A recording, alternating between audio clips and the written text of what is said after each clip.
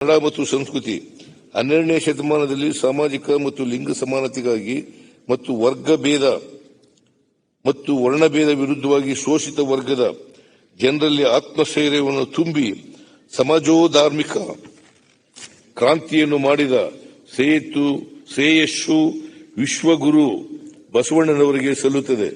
ಜಗತ್ತಿನಲ್ಲಿ ಪ್ರಜಾಪ್ರಭುತ್ವಕ್ಕೆ ಅನುಭವ ಮಂಟಪ ಸ್ಥಾಪನೆ ಮೂಲಕ ಬುನಿಯಾದಿಯನ್ನು ಶ್ರೀ ಬಸವೇಶ್ವರರು ಹಾಕಿರುವುದು ಕನ್ನಡಿಗರು ಮತ್ತು ಭಾರತೀಯರ ಹೆಮ್ಮೆಯಾಗಿದೆ. ಇಂತಹ ಅಪೂರ್ವ ವ್ಯಕ್ತಿತ್ವದ ವಿಶ್ವಗುರು ಜಗಜ್ಯೋತಿ ಬಸವಣ್ಣನವರನ್ನು ಕರ್ನಾಟಕ ಸರ್ಕಾರ ಸಾಂಸ್ಕೃತಿಕ ನಾಯಕ ಎಂದು ಘೋಷಿಸಿದೆ. ಎಲ್ಲ ಸರ್ಕಾರಿ ಕಚೇರಿಗಳಲ್ಲಿರುವ ವಿಶ್ವಗುರು ಜಗಜ್ಯೋತಿ ಬಸವಣ್ಣನವರ ಭಾವಚಿತ್ರದಲ್ಲಿ ವಿಶ್ವಗುರು ಬಸವಣ್ಣ ಸಾಂಸ್ಕೃತಿಕ ನಾಯಕ ಎಂದು ಮುದ್ರಿಸಲಾಗಿರುವುದು. ಇವನಾರವ ಎಂದೆನಿಸದಿರಯ್ಯ, ಇವ ನಮ್ಮವ ಎಂದೆನಿಸಯ್ಯ ಸಾಂಸ್ಕೃತಿಕ ನಾಯಕ ಬಸವಣ್ಣ. 12ನೇ ಶತಮಾನದಲ್ಲಿ ಬಸವಾದಿ ಶರಣರು ಸಮ ಸಮಾಜದ ನಿರ್ಮಾಣಕ್ಕೆ ಬುನಾದಿ ಹಾಕಿದರು. ಇವರು ತಮ್ಮ ವಚನ ಸಾಹಿತ್ಯದ ಮೂಲಕ ಕಾಯಕ ದಾಸೋಹದ ತತ್ವವನ್ನು ಪ್ರಸಾರ ಮಾಡಿದರು. ಈ ಹಿನ್ನೆಲೆಯಲ್ಲಿ ಶರಣರ ಜೀವನ ಚರಿತ್ರೆ, ಅವರು ನಡೆದು ಬಂದ ದಾರಿ ಮತ್ತು ವಚನ ಸಾಹಿತ್ಯ ಕುರಿತು ರಾಜ್ಯದ ಎಲ್ಲ ವಿಶ್ವವಿದ್ಯಾನಿಲಯಗಳು ಹಾಗೂ ಕಾಲೇಜುಗಳಲ್ಲಿ ವೈವಿಧ್ಯಮಯ ಕಾರ್ಯಕ್ರಮಗಳನ್ನು ಆಯೋಜಿಸಲಾಗುವುದು. ಬಸವಣ್ಣನವರ ಬದುಕು, ಸಂದೇಶ, ಚಿಂತನೆಯನ್ನು ವ್ಯಾಪಕವಾಗಿ ಪ್ರಚುರಪಡಿಸುವ ನಿಟ್ಟಿನಲ್ಲಿ ಸರ್ವಧರ್ಮ ಸಂಸತ್ತನ್ನು ಬಸವ ಜಯಂತಿ ಎಂದು ಆಯೋಜಿಸಲಾಗುವುದು. ಬಸವಣ್ಣನವರ ಜನ್ಮಸ್ಥಳವಾದ ಬಸವನ ಬಾಗೇವಾಡಿಯ ಅಭಿವೃದ್ಧಿಗೆ ಬಸವನ ಬಾಗೇವಾಡಿ ಅಭಿವೃದ್ಧಿ ಪ್ರಾಧಿಕಾರ ರಚಿಸಲಾಗುವುದು. ಬಸವಣ್ಣ ಹಾಗೂ ಇತರ ಶರಣರ ವಚನಗಳನ್ನು ವಿಶ್ವಕ್ಕೆ ಪ್ರಚುರಿಸುವ ವಚನ ಸಂಗ್ರಹಾಲಯ, ವಚನ ಮಂಟಪವನ್ನು ಕಲಬುರಗಿಯಲ್ಲಿ ಸ್ಥಾಪಿಸಲಾಗುವುದು. ನಮ್ಮ ರಾಜ್ಯಕ್ಕೆ ಕರ್ನಾಟಕ ಎಂದು ನಾಮಕರಣವಾಗಿ 50 ವರ್ಷ ತುಂಬಿರುವ ಹಿನ್ನೆಲೆಯಲ್ಲಿ ಕರ್ನಾಟಕ ಸಂಭ್ರಮ ಅಭಿಯಾನದಡಿ ಹೆಸರಾಯಿತು ಕರ್ನಾಟಕ ಉಸಿರಾಗಲಿ ಕನ್ನಡ ಕಾರ್ಯಕ್ರಮಕ್ಕೆ ಚಾಲನೆ ನೀಡಲಾಗಿದೆ. ವರ್ಷ ಪೂರ್ತಿ ನಡೆಯಲಿರುವ ಈ ಕಾರ್ಯಕ್ರಮಕ್ಕೆ ಅಗತ್ಯ ಅನುದಾನ ಬಿಡುಗಡೆ ಮಾಡಲಾಗಿದೆ. ಕರ್ನಾಟಕದಲ್ಲಿ ಕನ್ನಡವೇ ಆಡಳಿತ ಭಾಷೆಯಾಗಿದ್ದು, ಎಲ್ಲ ಕಚೇರಿಗಳು, ಅಂಗಡಿ ಮುಗ್ಗಟ್ಟುಗಳು, ವಿವಿಧ ವಾಣಿಜ್ಯೋದ್ಯಮ ಸಂಸ್ಥೆಗಳ ನಾಮಫಲಕಗಳಲ್ಲಿ 60% ಕನ್ನಡವನ್ನು ಕಡ್ಡಾಯವಾಗಿ ಅಳವಡಿಸಲು ಕನ್ನಡ ಭಾಷಾ ಸಮಗ್ರ ಅಭಿವೃದ್ಧಿ ಅಧಿನಿಯಮದಡಿ ಜಾರಿಗೆ ತರಲಾಗುವುದು. ಕರ್ನಾಟಕ ಗಡಿ ಅಭಿವೃದ್ಧಿ ಪ್ರಾಧಿಕಾರದ ವತಿಯಿಂದ ಗಡಿ ಭಾಗದಲ್ಲಿ ಕನ್ನಡ ಶಾಲೆಗಳ ಅಭಿವೃದ್ಧಿ ಹಾಗೂ ಸಾಂಸ್ಕೃತಿಕ ಕಾರ್ಯಕ್ರಮಗಳನ್ನು ಏರ್ಪಡಿಸುವ ಮೂಲಕ ಕನ್ನಡ ಭಾಷೆ ಅಭಿವೃದ್ಧಿಪಡಿಸಲಾಗುವುದು. ತುಳು, ಕೊಡವ, ಬ್ಯಾರಿ ಮತ್ತು ಕೊಂಕಣಿ ಕರ್ನಾಟಕದ ಪ್ರಾದೇಶಿಕ ಭಾಷೆಗಳಾಗಿದ್ದು, ಅವುಗಳ ಅಭಿವೃದ್ಧಿಗಾಗಿ ಅಕಾಡೆಮಿಗಳ ಮೂಲಕ ಭಾಷೆ, ಸಂಸ್ಕೃತಿ, ಸಾಹಿತ್ಯವನ್ನು ಪ್ರೋತ್ಸಾಹಿಸಲಾಗುವುದು. ಅಳಿವಿನಂಚಿನಲ್ಲಿರುವ ಜಾನಪದ ಕಲಾ ಪ್ರಕಾರಗಳಾದ ದೊಡ್ಡಾಟ, ಸಣ್ಣಾಟ, ಶ್ರೀಕೃಷ್ಣ ಪಾರಿಜಾತ, ತೊಗಲು ಗೊಂಬೆಯಾಟ, ಸೂತ್ರದ ಗೊಂಬೆಯಾಟ, ಕರಗ ಮುಂತಾದವುಗಳ ಪುನರುಜ್ಜೀವನಕ್ಕಾಗಿ ತರಬೇತಿ ಮತ್ತು ಪ್ರದರ್ಶನಗಳನ್ನು ಹಮ್ಮಿಕೊಳ್ಳಲಾಗುವುದು. ಅಲೆಮಾರಿ ಮತ್ತು ಅರೆ ಅಲೆಮಾರಿ ಸಮುದಾಯದವರ ಕಲೆ ಮತ್ತು ಸಂಸ್ಕೃತಿಯನ್ನು ಗುರುತಿಸಿ ಉಳಿಸಿ ಪ್ರೋತ್ಸಾಹಿಸುವ ನಿಟ್ಟಿನಲ್ಲಿ ಅಲೆಮಾರಿ ಸಂಸ್ಕೃತಿ ಉತ್ಸವವನ್ನು ಆಯೋಜಿಸಲಾಗುವುದು. ರಂಗಭೂಮಿಯ ಪ್ರತಿಭೆಗಳನ್ನು ಪ್ರೋತ್ಸಾಹಿಸಲು ಸ್ಥಾಪಿಸಲಾಗಿರುವ ರಂಗಾಯಣಗಳಿಗೆ ಹೆಚ್ಚಿನ ಅನುದಾನ ನೀಡುವ ಮೂಲಕ ಇನ್ನಷ್ಟು ಕ್ರಿಯಾಶೀಲವಾಗಿ ಕಾರ್ಯನಿರ್ವಹಿಸಲು ಉತ್ತೇಜನ ನೀಡಲಾಗುವುದು. ಭಾರತದ ಪ್ರಸಿದ್ಧ ಸಾಮಾಜಿಕ ಮತ್ತು ರಾಜಕೀಯ ಚಿಂತಕರುಗಳಾದ ನಾರಾಯಣ ಗುರುಗಳು, ಜ್ಯೋತಿಬಾ ಫುಲೆ, ಪೆರಿಯಾರ್, ರಾಮಸ್ವಾಮಿ, ರಾಮ್ ಮನೋಹರ್ ಲೋಹಿಯಾ ಹಾಗೂ ಬಾಬು ಜಗಜೀವನ್ ಅವರ ಬರಹಗಳನ್ನು ಕನ್ನಡಕ್ಕೆ ಭಾಷಾಂತರಿಸಿ ಪ್ರಕಟಿಸಲಾಗುವುದು. ಸಂತ ಕವಿ ಕನಕದಾಸ ಅಧ್ಯಯನ ಕೇಂದ್ರದ ಮೂಲಕ ತತ್ವಪದ, ಕೀರ್ತನ ಸಾಹಿತ್ಯ, ಭಕ್ತಿ ಚಳುವಳಿ ಸೇರಿದಂತೆ ಸಾಹಿತ್ಯ ಸಮೀಕ್ಷೆ, ಸಂಗ್ರಹಣೆ, ಪ್ರಕಟಣೆ ಮತ್ತು ಪ್ರಸಾರ ಕಾರ್ಯಗಳನ್ನು ಕೈಗೊಳ್ಳಲು 1 ಕೋಟಿ ರು ಒದಗಿಸಲಾಗುವುದು.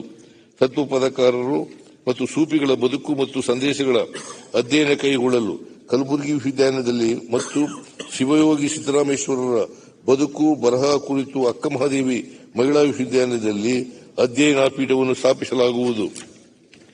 ತ್ರಿಪದಿಗಳ ಮೂಲಕ ಜೀವನ ಸಾರವನ್ನು ಹೇಳಿದ ವಚನಕಾರ ಸರ್ವಜ್ಞ ಸ್ಮಾರಕವನ್ನು ಹಿರೇಕೆರೂರು ತಾಲೂಕಿನಲ್ಲಿ ಅಭಿವೃದ್ಧಿಪಡಿಸಲಾಗುವುದು. ಸಾಹಿತ್ಯ, ನಾಟಕ, ಜನಪದ ಕಲೆ, ನೃತ್ಯ, ಸಂಗೀತ ಸೇರಿದಂತೆ ಸಂಸ್ಕೃತಿಯ ವಿವಿಧ ಪ್ರಕಾರಗಳ ತರಬೇತಿ, ಪ್ರದರ್ಶನ ಮತ್ತು ಅಧ್ಯಯನದಲ್ಲಿ ತೊಡಗಿಸಿಕೊಂಡಿರುವ ಕೋಲಾರದ ಅದಿಮಾ ಸಂಸ್ಕೃತಿ ಕೇಂದ್ರದ ಅಭಿವೃದ್ಧಿಗಾಗಿ ಅಗತ್ಯ ನೆರವು ನೀಡಲಾಗುವುದು. ಕರ್ನಾಟಕ ರಾಜ್ಯದ ಮಾಜಿ ಮುಖ್ಯಮಂತ್ರಿ ಎಸ್. ಬಂಗಾರಪ್ಪನವರ ಸ್ಮಾರಕವನ್ನು ನಿರ್ಮಿಸಲಾಗುವುದು. ಯುವ ಸಬಲೀಕರಣ ಮತ್ತು ಕ್ರೀಡೆ. ಕಳೆದ ಸಾಲಿನ ಆಯವ್ಯಯದಲ್ಲಿ ಕ್ರೀಡಾಪಟುಗಳಿಗೆ ಪೊಲೀಸ್ ಮತ್ತು ಅರಣ್ಯ ಇಲಾಖೆಯ ನೇಮಕಾತಿಯಲ್ಲಿ ಹುದ್ದೆಗಳನ್ನು ಮೀಸಲಿಡಲಾಗುವುದೆಂದು ಘೋಷಿಸಲಾಗಿತ್ತು. ಪ್ರಸಕ್ತ ಸಾಲಿನಿಂದ ಇತರ ಇಲಾಖೆಗಳ ನೇಮಕಾತಿಯಲ್ಲಿಯೂ 2% ಹುದ್ದೆಗಳನ್ನು ಮೀಸಲಿಡಲಾಗುವುದು. ಬೆಂಗಳೂರಿನ ಉತ್ತರ ತಾಲೂಕಿನಲ್ಲಿ ಲಭ್ಯವಿರುವ ಅಂದಾಜು 70 ಎಕರೆ ನಿವೇಶನದಲ್ಲಿ ಅತ್ಯಾಧುನಿಕ ಮತ್ತು ಅಂತಾರಾಷ್ಟ್ರೀಯ ಮಟ್ಟದ ಕ್ರೀಡಾ ಸಮುಚ್ಚಯವನ್ನು ಒಳಗೊಂಡ ಕ್ರೀಡಾನಗರವನ್ನು ಸ್ಪೋರ್ಟ್ಸ್ ಸಿಟಿ ಸಾರ್ವಜನಿಕ ಖಾಸಗಿ ಸಹಭಾಗಿತ್ವದಲ್ಲಿ ಸ್ಥಾಪಿಸಲಾಗುವುದು.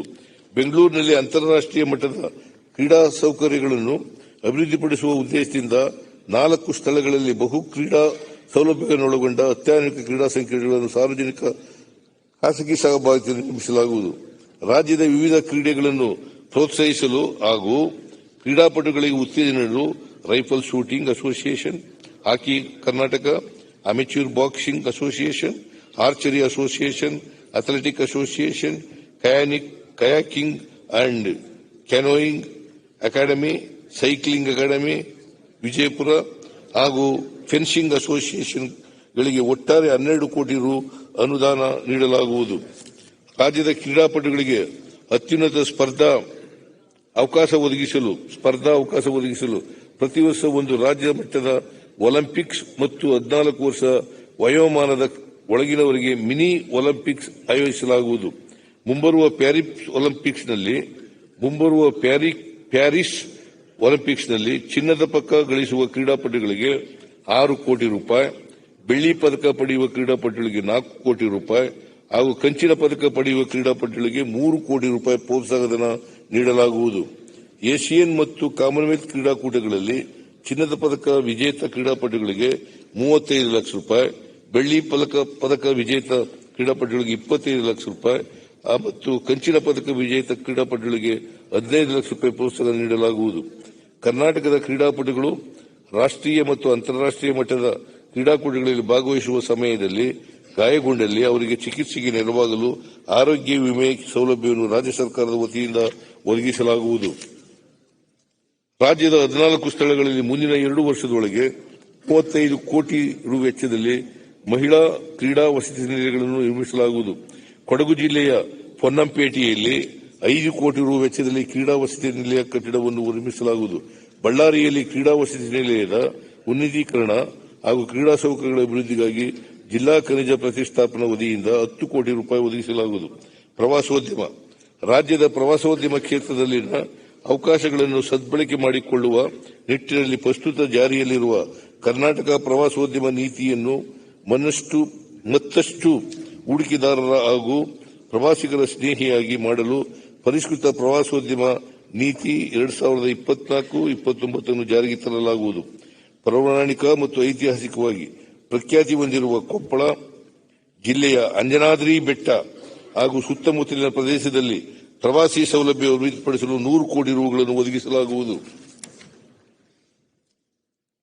ರಾಜ್ಯದ ಪ್ರಮುಖ ಜಲಾಶಯಗಳಲ್ಲಿನ ಹಿನ್ನೀರಿನಲ್ಲಿ ಮತ್ತು ಕಡಲ ತೀರಗಳಲ್ಲಿ ಸಾರ್ವಜನಿಕ ಖಾಸಗಿ ಸಹಭಾಗಿತ್ವದಲ್ಲಿ ಜಲಕ್ರೀಡೆಗಳು ಮತ್ತು ಜಲಸಾಹಸ ಪ್ರವಾಸೋದ್ಯಮವನ್ನು ಅಭಿವೃದ್ಧಿಪಡಿಸಲಾಗುವುದು.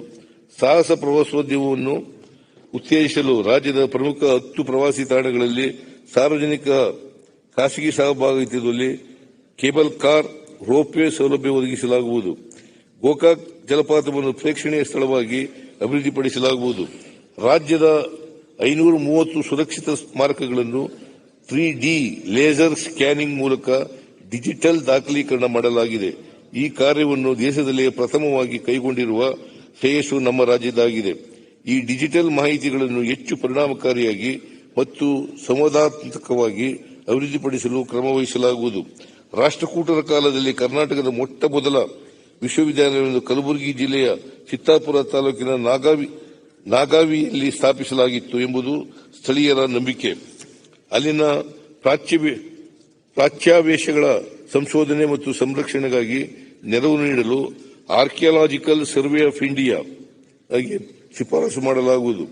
ಕೆಎಸ್ಟಿಡಿಸಿ ವತಿಯಿಂದ ಬಾಗಲಕೋಟೆಯ ಐಹೊಳೆಯಲ್ಲಿ ಸುಸಜ್ಜಿತವಾದ ಹೋಟೆಲ್ ನಿರ್ಮಿಸಲಾಗುವುದು ಹಾಗೂ ರೋರಿಚ್ ಮತ್ತು ದೇವಿಕೆರಾಣಿ ಎಸ್ಟೇಟ್ ಪ್ರದೇಶದಲ್ಲಿ ಮೂಲಭೂತ ಸೌಲಭ್ಯಗಳನ್ನು ಅಭಿವೃದ್ಧಿಪಡಿಸಲಾಗುವುದು. ಬೀದರ್ ಹಾಗೂ ವಿಜಯಪುರದಲ್ಲಿ ಕರೇಜ್ ಎಂದು ಪ್ರಸಿದ್ಧವಾಗಿರುವ ಪುರಾತನ ನೀರು ಸರಬರಾಜು ವ್ಯವಸ್ಥೆಯನ್ನು ನುರಿತ ಸಂಸ್ಥೆಗಳ ತಾಂತ್ರಿಕ ನೆರವಿನೊಂದಿಗೆ 15 ಕೋಟಿ ರು ವೆಚ್ಚದಲ್ಲಿ ಪುನಶ್ಚೇತನಗೊಳಿಸಲಾಗುವುದು. ರಾಜ್ಯದಲ್ಲಿ ಪರಿಸರ ಪ್ರವಾಸೋದ್ಯಮವನ್ನು ಉತ್ತೇಜಿಸಲು ಬಂಡೀಪುರ, ದಾಂಡೇಲಿ ಮತ್ತು ಕಬಿನಿಯಲ್ಲಿ 25 ಕೋಟಿ ರು ವೆಚ್ಚದಲ್ಲಿ ಇಂಟರ್ಪ್ರಿಟೇಷನ್ ಸೆಂಟರ್ಗಳನ್ನು JLR ಸಂಸ್ಥೆಯ ಮೂಲಕ ನಿರ್ಮಾಣ ಮಾಡಲಾಗುವುದು.